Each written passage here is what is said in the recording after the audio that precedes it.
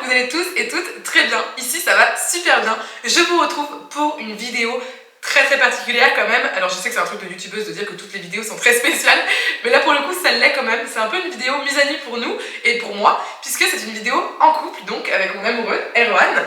On va répondre à toutes les questions que vous nous avez posées sur Instagram. Donc bienvenue dans cette foire aux questions couple. Comme pour la foire aux questions par rapport à notre chienne adoptée de Roumanie, j'ai noté toutes nos petites questions sur un petit carnet, donc je vais les lire au fur et à mesure. Donc la première question c'est présentez-vous, et Erwan, tu as une question sur qu'est-ce que tu fais dans la vie, notamment ton travail, tes hobbies, etc. Comme vous le savez, je m'appelle Erwan déjà. Dans la vie, je travaille dans l'informatique, je suis développeur de ce qu'on appelle logiciel métier. Donc des logiciels plutôt dédiés aux entreprises, un peu fait sur mesure. En PHP Symfony pour les connaisseurs et les connaisseuses. J'aime bien militer pour le droit des animaux. J'aime bien également regarder un peu tout ce qui est vidéo YouTube, un petit peu de séries, un petit peu de lecture, sortir avec des amis, des choses comme ça, c'est classique finalement. Ouais. T'aimes bien la vulgarisation scientifique, beaucoup la vulgarisation historique. Ouais, c'est ce que t'aimes beaucoup regarder surtout sur YouTube. Je suis originaire de Bretagne, dans la campagne de Rennes. J'ai grandi là-bas jusqu'à mes 18 ans. À 19 ans, j'ai déménagé à Rennes pour mes études. Je suis parti à Berlin il y a 3 ans maintenant, parce que j'avais besoin de voir un petit peu autre chose de la Bretagne, que j'avais pas trop quitté. Voilà, j'ai passé une année à Berlin, et puis après on s'est installé à Strasbourg avec Andrea. C'est ça, en octobre dernier. Pour les personnes qui sont nouvelles sur ma chaîne, enchantée, je m'appelle Andrea, j'ai 27 ans. Je suis chef autodidacte en cuisine végétale et je suis créatrice de contenu sur les réseaux sociaux. Donc je vous propose en général des recettes véganes et ma connaissance de l'alimentation végane sur les réseaux sociaux, mais aussi plein d'autres choses comme la seconde main ou comme aujourd'hui du coup mon couple. Et je suis également passionnée par la cause animale, mais aussi la cause féministe, la cause des enfants. J'adore la nature, j'adore notre chienne, j'adore me balader en nature, j'adore le contact, tout ça avec la nature. Je crois qu'on a compris. J'adore nager aussi. Et puis, j'adore plus que tout disposer de mon temps comme je l'entends. Voilà, je crois que c'est une bonne présentation. La deuxième question, du coup, c'est comment vous êtes-vous rencontrés? On s'est rencontrés donc à Paris il y a 2 ans. En fait, j'étais juste quelques jours sur Paris pour un déplacement professionnel. Ça durait vraiment juste genre 3-4 jours. Et il y a une amie militante qui m'a invité pour sa crémaillère parce qu'elle venait juste de déménager. Donc je suis allé à la crémaillère. Et il y avait Andrea qui était là à la soirée, donc on s'est rencontrés comme ça. Dès que je suis rentré dans la pièce, je t'ai remarqué. Ouais, moi aussi. Et toi aussi, tu m'as remarqué. On s'est auto-remarqué dès qu'on est rentré dans la pièce, c'était rigolo. Donc on a discuté un petit peu pendant la soirée, mais pas tant que ça, parce que c'était un petit appartement qui était rempli de personnes. Plus de personnes que de place. C'est ça. En fin de soirée, on a pu discuter, je sais pas, un quart d'heure, ça n'a pas duré très longtemps en vrai. Et je suis reparti sur Berlin le lendemain à 6h du matin. Donc c'est comme ça qu'on s'est rencontrés du coup. Donc moi je vais vous donner mon côté de l'histoire. Moi en fait j'avais une ex-amie du coup que j'avais pas vue depuis un bout de temps. Et on a repris contact juste avant en fait sa crémaillère, donc c'était vraiment pareil, un heureux hasard parce que ça faisait quand même des mois et des mois qu'on s'était pas écrit. Et du coup elle m'a invitée à cette crémaillère à laquelle j'étais très stressée de venir, donc je suis venue et effectivement du coup j'ai croisé en fait plein de personnes comme elle est militante pour la cause des animaux, bah forcément c'était beaucoup de militants pour la cause des animaux, donc je me sentais vraiment dans mon élément, je me sentais très à l'aise dans cette soirée, donc c'était agréable aussi parce que je me sentais vraiment moi-même en fait. Et finalement, comme souvent, c'est un peu dans ces moments-là qu'on rencontre la personne qui nous correspond aussi. Et donc effectivement, quand Erwan est arrivé dans la pièce, je l'ai tout de suite remarqué. Et puis plus le fait qu'il habitait à Berlin à ce moment-là, ça m'attirait. Parce que moi j'ai aussi habité à Berlin pendant un temps. Et par ailleurs, je suis vraiment germanophile. J'adore la culture allemande, l'Allemagne, etc. Je caresse un peu le rêve du doigt d'habiter en Allemagne potentiellement un jour. Et donc du coup, forcément, ça m'a aussi un peu attirée vers lui. Plus le fait qu'il était breton, et je suis également d'origine bretonne en partie, c'est quelque chose c'est une région aussi qui me touche beaucoup dans mon histoire familiale. Donc finalement c'est comme ça qu'on s'est rencontrés, effectivement on a discuté très peu, mais après on a su rester en contact malgré le fait que Erwan était reparti sur Berlin et que moi j'étais toujours sur Paris. Alors la troisième question c'est, étiez-vous tous les deux végés lors de notre rencontre? Donc alors cette question elle est rigolote parce qu'il y a écrit végé littéralement, donc ça peut vouloir dire vegan ou végétarien.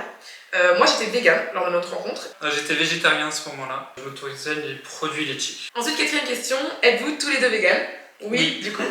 On est tous les deux véganes en ce moment. Et pour toujours, normalement. 5. Vos valeurs sont-elles toutes totalement alignées? Alors pareil, cette question j'ai trouvé intéressante. Le totalement, il est... Ouais, le totalement, ouais, c'est ça. C'est que oui, globalement, on est quand même très alignés au niveau des valeurs, que ce soit sur les animaux, mais aussi sur le féminisme. C'est vrai qu'en général, quand nous-mêmes on est sensibilisés à la cause, on a tendance à se tourner vers des personnes qui au moins comprennent la cause, c'est un minimum. Mais c'est vrai que ouais, je trouvais cette question intéressante parce que le totalement, il pousse à dire non nécessairement parce que forcément t'es jamais totalement à 100% aligné sur toutes les valeurs parce qu'on est deux personnes différentes. Donc c'est logique qu'on a aussi deux histoires différentes, deux points de vue différents, etc. Donc d'une personne à l'autre forcément ça change, mais du coup on a discuté de cette question avant la vidéo et en fait ce qui change chez nous ça va être simplement un degré. Mais de base on va être d'accord sur la façon dont on veut traiter les enfants par exemple, la façon dont on veut traiter les femmes, la façon dont on veut traiter différentes en fait, catégories de personnes dans la société, les animaux y compris, l'environnement, l'écologie, mais aussi même sur nos propres projets de vie. Forcément les projets de vie en général ça correspond aussi à nos valeurs. Et on est d'accord sur, grosso modo, sur nos projets de vie, c'était assez rigolo. D'ailleurs, parfois on disait, je veux absolument pas ça plus tard. Ils disaient, ah bah moi non plus, ça tombe bien. Donc c'était parfait. Donc voilà. La question 6, ton copain est-il vegan également depuis avant votre rencontre? Moi j'ai été vegan une première fois, de 2009 à 2011. Mais ça faisait 3 ans que j'étais chez mes parents et que je voulais devenir vegan. Mais contexte familial un peu compliqué, je n'osais pas m'affirmer sur cette question-là. J'ai attendu de partir pour mes études donc à Rennes. Donc là, dès que j'ai eu ma chambre étudiante, là je suis devenu vegan du jour au lendemain. Transition un peu hard quand même, parce que je sortais, je savais pas cuisiner, enfin toujours un sujet compliqué, mais à l'époque vraiment je savais pas comment m'alimenter, donc j'ai fait un peu n'importe quoi. Donc voilà, transition un petit peu compliquée quand je suis arrivé à la fac. Après j'ai changé d'école, je suis allé dans une école qui était beaucoup plus intense en quantité de travail, en mode type prépa. Et j'ai fini à la fin de la première année, vraiment sur les rotules. J'ai fait, en plus dans un contexte où j'avais peu d'argent, donc je mangeais que des pâtes. Et j'ai fini l'année avec un malaise vagal extrêmement violent. Et j'avais beaucoup de pression familiale pour me dire d'arrêter d'être vegan, d'être au moins végétarien pour la santé, etc. C'était en quelle année ça? Donc ça c'était en 2011. Voilà.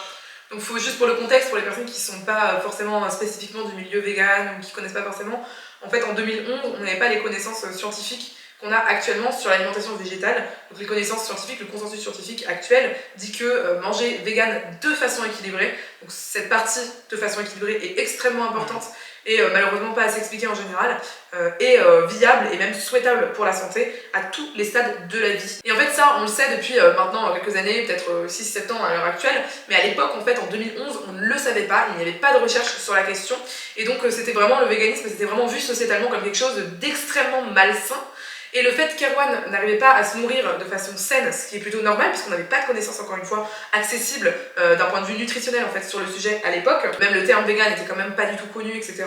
Bref, en tout cas tout ça pour dire que en fait il y avait aussi une très grosse pression à l'époque de la part de l'entourage pour dire mais tu vois bien, t'es végétalien, tu vas mourir en gros d'une carence très grave en protéines, en je ne sais quoi, etc.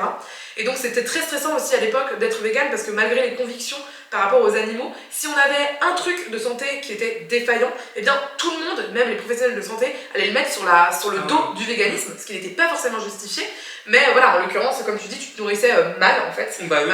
Et du coup, c'est vrai que quand on se nourrit mal et en plus on enlève des produits de son alimentation sans vraiment en rajouter, ça pose problème. Donc avec ce gros malaise vagal, du coup, t'as pris la décision douloureuse de... la pression familiale pendant des mois et des mois, plus ce malaise à la fin qui moi-même m'a fait vraiment peur. Ouais. Et à l'époque, j'étais vraiment isolé en tant que vegan, j'en connaissais pas, ou très peu, mais qui n'étaient pas spécialement bien informés non plus. Et les médecins, ils étaient hardcore à l'époque. C'était très ouais, c'était interdit d'être vegan vis-à-vis d'eux, etc. Fallait mentir, donc on n'avait pas de conseils non plus par rapport au véganisme, etc. Donc en 2011, donc je suis devenu végétarien. Ouais. Donc j'ai remis un petit peu de produits laitiers au fur et à mesure. Enfin, c'était pas facile, hein, honnêtement, ça me dégoûtait quand même pas mal. Et puis au fil des mois, je me suis réhabitué et je me suis un peu. T'as remangé des œufs aussi après? Ouais, c'est ça. T'es devenu vraiment végétarien. Ouais, c'est ça. Et quand j'ai voulu quand j'ai voulu partir à Berlin, donc en 2021, là je me suis dit je veux devenir vegan à nouveau. En plus à Berlin c'est vraiment vegan friendly. Donc du coup je suis parti à Berlin, tout de suite j'ai supprimé les œufs. Et ensuite on s'est rencontrés, donc été 2021. Et suite à quoi t'es devenu vegan. Puisque pour moi c'était quand même un peu non négociable. C'est ça. Et je me suis rendu compte que la transition avait été vraiment facile pour moi. Parce que j'avais quand même réduit assez fortement les produits laitiers sur place. Et en fait j'ai juste supprimé le peu de fromage qui me restait. Ouais. C'est vrai que ça c'est un point intéressant de dire que parfois les personnes qui nous regardent, peut-être il y en a certaines qui sont végétariennes depuis très longtemps, qui se disent ah j'aimerais peut-être devenir vegan pour les animaux, parce qu'il faut savoir que les produits animaux type produits laitiers et eux tuent aussi également les animaux. Et donc c'est un point intéressant je trouve de relever sur le parcours d'Erwan où il a été vegan, puis végétarien, puis à nouveau vegan, et a priori maintenant c'est pour toujours comme on disait, c'est bon. En fait c'est que parfois le pas de devenir vegan n'est pas du tout aussi gros que ce qu'on s'imagine. Psychologiquement, on s'imagine « Ah mon dieu, je vais devenir vegan, je vais devoir supprimer ci, supprimer ça, machin, etc. » Et en fait, en réalité, quand on devient vegan, juste on remplace les choses. N'hésitez pas à vous abonner au compte Accidentellement Vegan sur Instagram ou à regarder sur internet. Je sais que Camille fait aussi un site internet. Et donc vous verrez en fait qu'au lieu d'acheter les cookies que vous adorez, vous pourrez peut-être acheter des cookies d'une autre marque et de cette façon avoir des cookies vegan. Donc parfois vraiment ça paraît énorme de devenir vegan et ça ne l'est pas. Et évidemment pour la cuisine vous avez plein de ressources sur internet et notamment mon compte évidemment. Si vous le connaissez vous savez que je vous partage plein de recettes vegan faciles dont certaines sont même sans gluten, etc. Ensuite prochaine question, comment trouver un chéri vegan ou une chérie vegan? Alors moi je vais répondre de mon côté. En fait c'est vrai que pour moi c'est absolument essentiel d'avoir une personne dans ma vie qui puisse être vegan parce que vraiment comme je vous l'ai dit le végétarisme même si c'est un premier pas vraiment bien pour les animaux, c'est notamment très très bien d'un point de vue pour les poissons en fait puisque les poissons sont vraiment le nombre d'animaux les plus tués pour notre consommation. Donc c'est vrai que devenir végétarien c'est bien mais devenir vegan c'est quand même beaucoup mieux. Et moi j'ai du mal parfois en fait, je vais vous parler encore une fois, honnêtement vous connaissez mon franc-parler, mais j'ai du mal parfois avec la mauvaise foi qui va parfois avec le végétarisme, de dire oui mais non mais on mange pas de viande machin. On sait très bien aujourd'hui, hein, c'est juste factuel, c'est pas moi qui l'invente, c'est juste la réalité des choses, que les animaux qui vont à l'abattoir sont aussi des animaux qui sont exploités pour leur lait et pour leurs œufs. Et donc de cette façon pour moi on parlait des valeurs plus tôt dans la vidéo, pour moi vraiment la valeur du véganisme est une valeur essentielle. Donc c'est vrai que comment trouver un chéri vegan? En fait, en excluant les gens qui ne sont pas véganes en quelque sorte. Alors, dit comme ça peut paraître complètement extrême, etc. Je suis déjà sortie avec des garçons qui n'étaient pas véganes, même pas végétariens. Après, j'ai eu que 2 relations longues dans ma vie. Donc, j'ai la deuxième. Et la première relation longue que j'avais, c'était aussi une personne qui était végane. Et je pense que ça a participé au fait que c'est devenu finalement une relation longue. Et donc, voilà. Donc après, comment rencontrer? Moi, je pense que ce qui est bien, c'est vous-même de vous engager un peu par rapport à la cause animale. Donc, si vous-même, vous allez un petit peu militer, si vous allez un petit peu dans des associations véganes, hein, j'insiste, parce que si vous allez genre à la SPA ou dans des associations qui ne sont pas spécialement véganes, à mon avis, vous ne trouvez pas forcément beaucoup de véganes non plus. Et là, je pense que vous allez quand même trouver chaussure à votre pied si c'est ce que vous cherchez. Et également parfois en ligne aussi, en ligne, Instagram, je sais qu'à l'époque il y avait les forums, il y a des couples comme ça qui sont formés grâce à des forums internet. Je crois qu'il y avait des sites de rencontres entre végétariens et véganes. Moi ce serait un peu le même conseil, c'est être dans les cercles militants parce que c'est comme ça qu'on peut rencontrer des véganes relativement facilement dans sa vie. Ou aller à des événements, des pique-niques véganes, des choses comme ça. Parce que sinon c'est vrai que la chance de tomber sur un vegan un peu au hasard dans la vie... quand même. On est quand même moins d'1% en France donc forcément c'est limité quoi. Avec des grosses disparités, je pense qu'il y en a plus à Paris par exemple proportionnellement, mais si on va dans la campagne bretonne, c'est clair. Bonne chance. Alors, la 8e question, depuis combien de temps êtes-vous ensemble? Ça va faire 2 ans cet été. Exactement. 9e question, ça vous est déjà arrivé de vouloir tout balancer et remanger de la viande vis-à-vis des difficultés sociales, des vacances, du fait d'être invité? Et est-ce que ça vous est déjà arrivé d'avoir envie de tout balancer pour redevenir normal, donc dans la norme? Alors de la viande, vraiment non, moi c'était vraiment une ligne rouge. Donc j'avais, c'est vrai qu'à l'époque, sous la pression un peu familiale et de santé, etc., j'avais accepté de redevenir végétarien, mais la viande c'était juste pas possible quoi. Sur le côté normal, je pense que c'est ce qui explique pourquoi je suis resté végétarien aussi longtemps, 10 ans quand même, c'était ce côté normal parce qu'on peut aller au restaurant, facilement trouver des options végétariennes en famille, etc. C'est sûr, il y a une beaucoup plus grande facilité à être végétarien dans notre société. Ouais. Que vegan. Pareil que Erwan, ça m'est jamais arrivé de vouloir remanger de la viande. D'ailleurs moi j'ai un profil différent par rapport à Erwan parce que je ne suis pas redevenue végétarienne depuis que je suis végane. Je suis végane depuis 2016, je suis devenue végane du coup à mes 20 ans et j'ai toujours tenu mon véganisme avec grande joie. Donc tout balancer et remanger de la viande, non.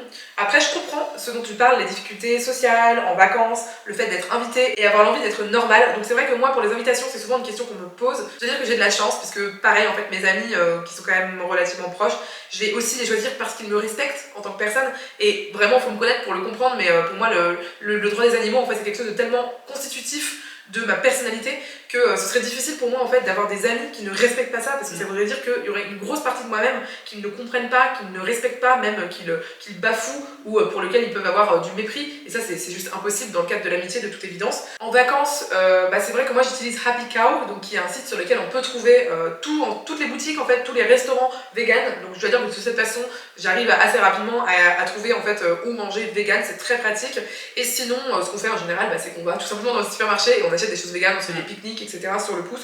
Donc ça ne me gêne pas en vacances. Il y a des fois où j'ai un petit peu envie, je me dis ah j'aurais envie de manger une gaufre, j'aurais envie de ci, j'aurais envie de ça. Mais dans ces cas-là, je trouve qu'il faut vraiment essayer justement de garder cette envie, de se dire ok, j'ai envie, je vais honorer cette envie. Et donc potentiellement s'acheter un petit gaufrier d'occasion à 10 € et se faire des gaufres vegan maison une semaine après. Et du coup vous allez assouvir cette envie, c'est vraiment comme ça que je fonctionne.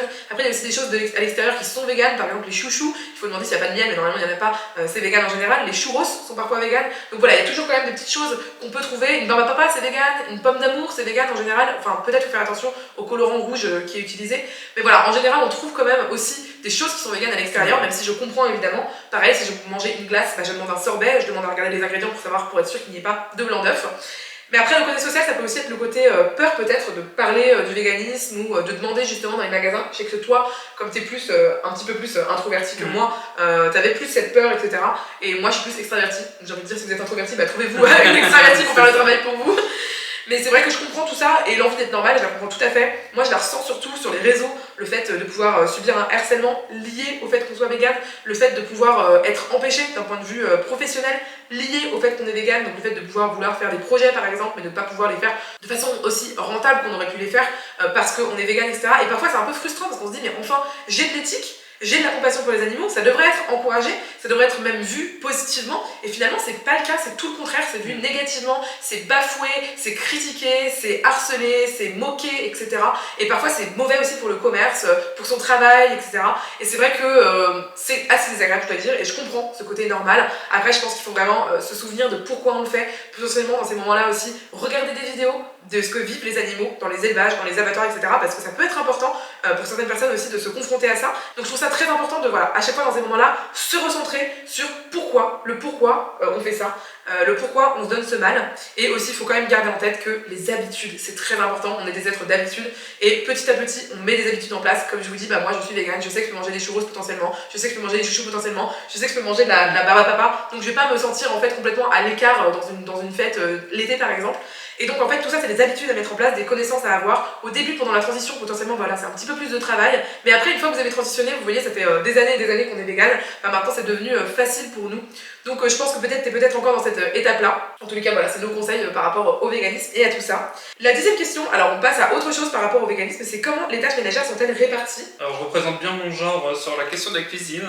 Oui. Je cuisine vraiment très très peu, alors c'est quand même de mieux en mieux mais je pars d'un peu loin là-dessus. Donc on s'est répartis. Andrea s'occupe de la cuisine, un petit peu de tout ce qui est charge mentale, de l'équipe des repas, préparation des courses, même si on fait les courses ensemble après. Et moi je m'occupe de tout ce qui est ménage. Donc à la maison, Erwan se charge vraiment de tout ce qui est garder la maison propre, également faire les lessives, tout ça quoi. T'as aussi, je trouve, une charge mentale quand même sur la chienne par exemple. Alors parfois il y a des charges mentales qui passent d'une personne à l'autre en fonction des moments, mais en ce moment c'est toi quand même qui prends beaucoup la charge mentale vis-à-vis de la chienne. Même quand on part en vacances par exemple, tu prends beaucoup la charge mentale sur, je trouve, les valises, sur le fait de quand on part, de rien oublier, ce genre de choses. Donc Erwan a la charge mentale là-dessus, et moi j'ai la charge mentale sur tout ce qui est alimentaire, vraiment cuisiner tous les repas parce qu'on travaille tous les deux depuis la maison. Je me charge aussi de réfléchir aux courses. Les courses on les fait ensemble, mais je me charge de réfléchir aux courses, je me charge de faire tous les repas, d'avoir des repas équilibrés. Parfois je fais un peu de ménage aussi avec toi, et j'ai aussi une charge mentale, je trouve, sur le couple en fait, sur le bon équilibre du couple. Je trouve que j'ai une grosse charge mentale là-dessus, sur faire en sorte voilà, qu'on puisse exprimer nos ressentis. C'est beaucoup moi qui vais être voilà, dans le social un peu, justement dans notre couple, qui vais un peu chercher voilà, à régler les conflits, etc. Donc finalement on a des charges mentales qui sont différenciées, parfois ça varie comme dit, parfois je pense qu'on peut ressentir chacun et chacune une gêne, c'est pas encore totalement parfait. Parfois Erwan trouve que c'est trop de son côté, parfois moi je trouve que c'est trop de mon côté, et dans ces cas-là en général on en discute, mais je trouve que grosso modo quand même on a une charge mentale quand même assez bien répartie, on va dire, pour un couple hétérosexuel. Donc la 11e question c'est monsieur cuisine-t-il? Donc la réponse c'est non, sauf quand vraiment moi j'ai de la fatigue chronique, que je suis psychologiquement vraiment mal.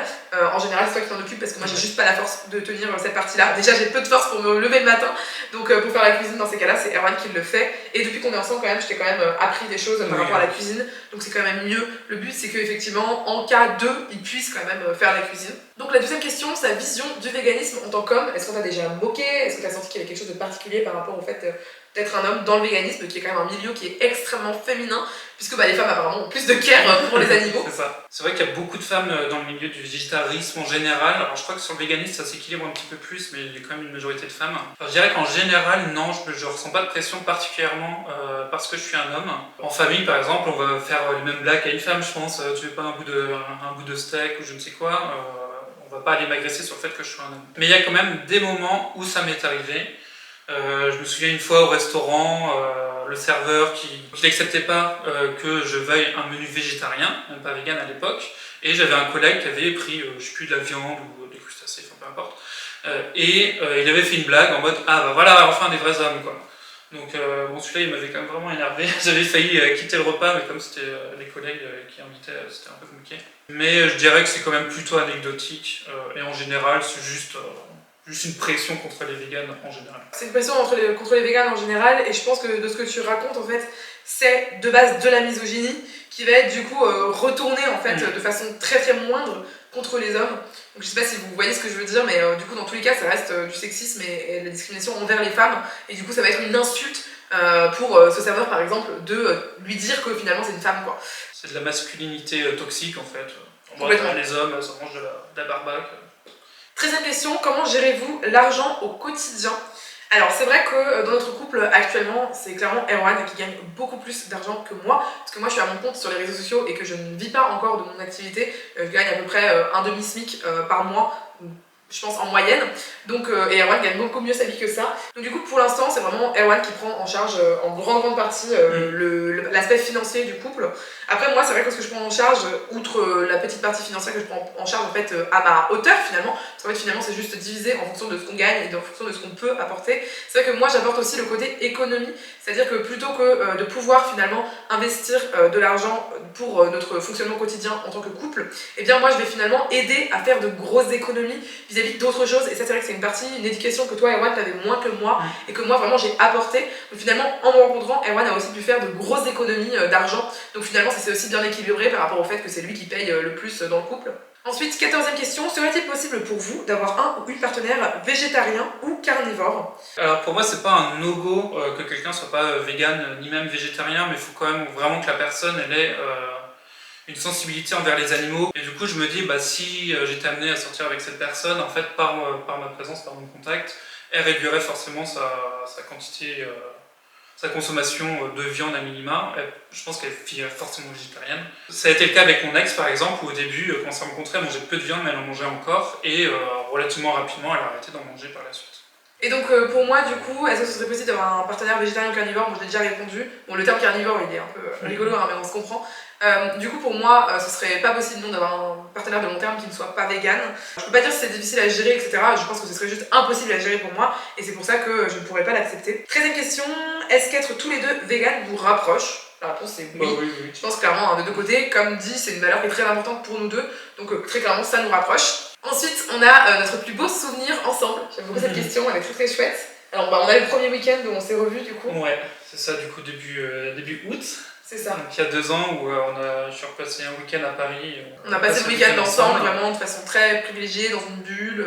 On avait pu prendre un hôtel, etc. Donc, vraiment, on n'avait aucun tracas du quotidien et on a appris à se connaître comme ça. Donc, c'était vraiment un beau moment. C'est la première fois qu'on se revoyait après avoir discuté pendant 2 semaines à distance. Ouais, c'est ça. Bien sûr, on avait discuté à distance, etc. Et après, on s'est revus. Donc, c'était très chouette de se voir en vrai, de pouvoir se découvrir aussi de cette façon. Après, c'est vrai qu'on n'a jamais fait vraiment de vacances en tant que telles ensemble. Donc du coup, on n'a pas forcément des souvenirs un peu classiques des vacances, en mode on est parti au Canada, c'était tellement bien, tu te souviens.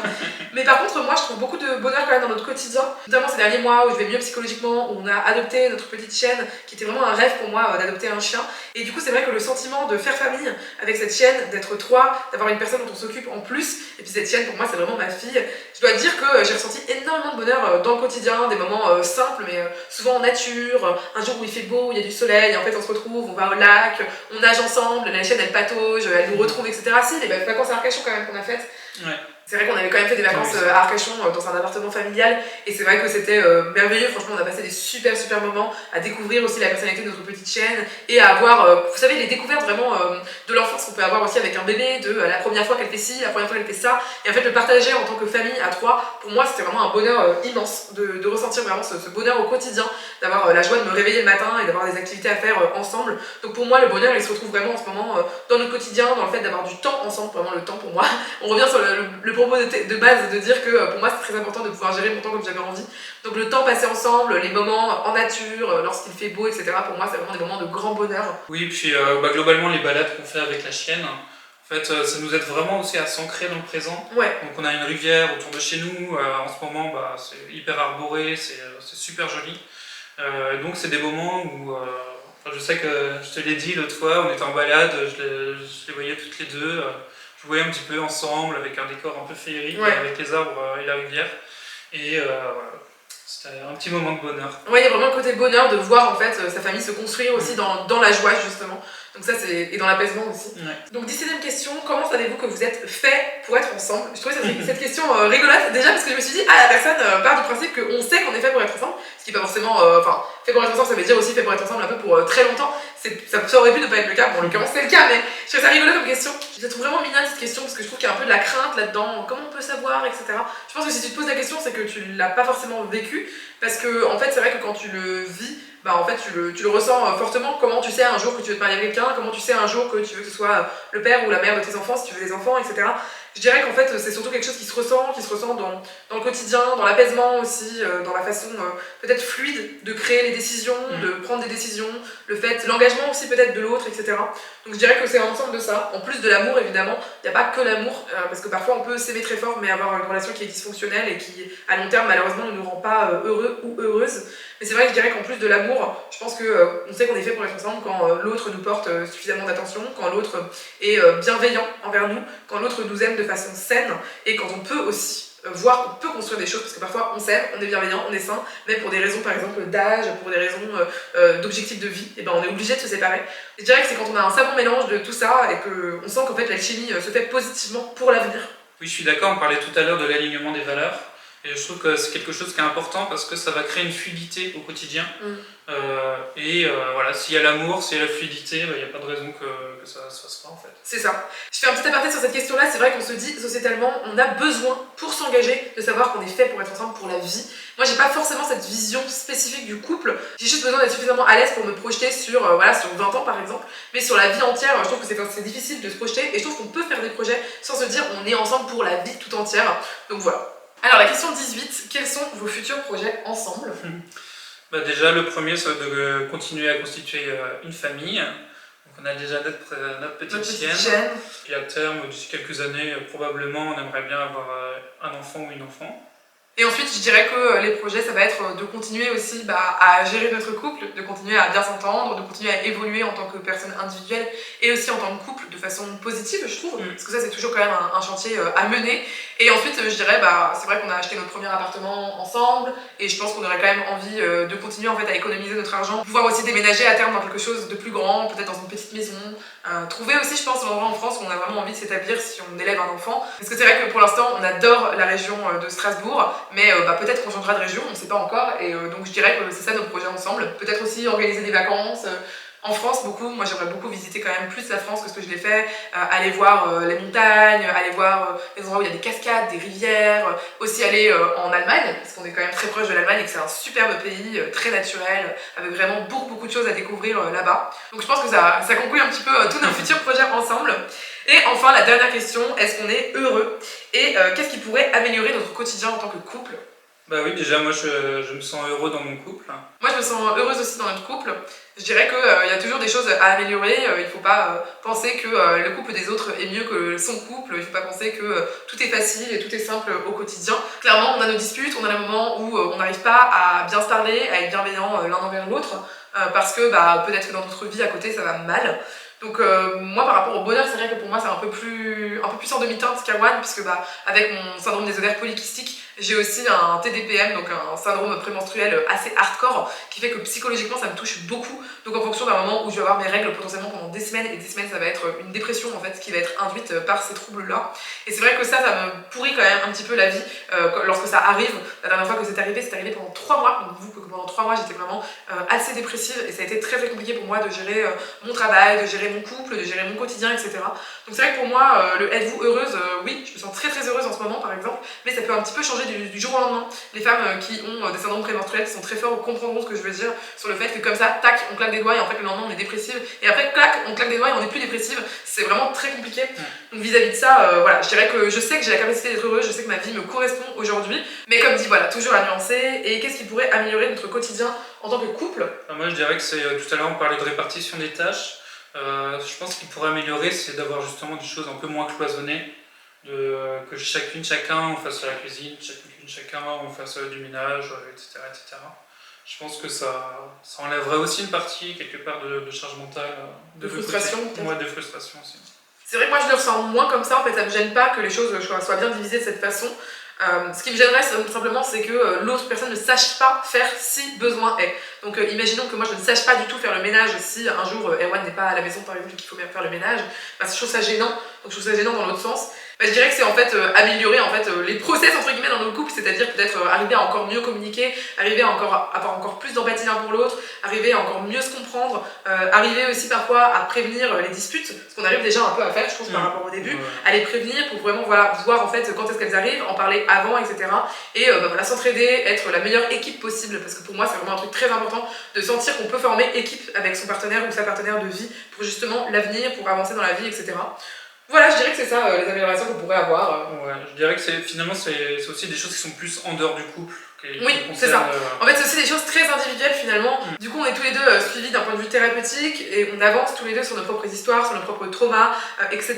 Et donc, tout ça, en fait, ça va nous aider aussi à détricoter les choses parfois pas très saines qu'on a en nous et qu'on peut projeter aussi sur l'autre en couple. Et donc, je dirais qu'en fait, l'intérêt, c'est aussi bah, voilà, d'attendre, d'avoir la patience avec le temps, de savoir, d'avoir la confiance aussi en l'autre pour savoir que l'autre peut évoluer, qu'il sait évoluer, mais qu'il faut juste lui laisser le temps avec la bienveillance. Donc, je dirais qu'en fait, finalement, je pense que notre couple, j'espère que ce sera comme un bon vin qui va se bonifier avec le temps et que petit à petit, avec l'aide et les mains tendues à l'extérieur qu'on va pouvoir saisir, on va réussir en fait petit à petit à construire une toile de plus en plus solide et de plus en plus bienveillante et positive. Donc voilà, cette question conclut notre forum question de couple. Si vous en avez d'autres, n'hésitez pas à nous les poser en commentaire. N'oubliez surtout pas le pouce en l'air parce que ça fait toujours plaisir et ça m'encourage à continuer à faire des vidéos sur YouTube. Si vous avez d'autres idées de vidéos qui vous parlent, que ce soit concernant notre couple ou que ce soit concernant le véganisme, concernant d'autres sujets dont on a parlé pendant la vidéo, eh bien n'hésitez pas également à me le mettre en commentaire. Je lis toujours tous vos commentaires et je réponds à tout le monde avec grand plaisir. Merci beaucoup Erwan d'avoir participé à cette vidéo. C'était pas évident pour lui de prendre la parole sur ma chaîne. Non, je suis pas habituée à ça. C'est ça. En tous les cas, j'espère sincèrement que cette vidéo vous a plu. J'ai très hâte de vous retrouver dans une nouvelle vidéo. Et d'ici là, je vous dis à bientôt. Mon petit bébé? Mon amour, toi t'es notre bébé. Oh non mais je meurs.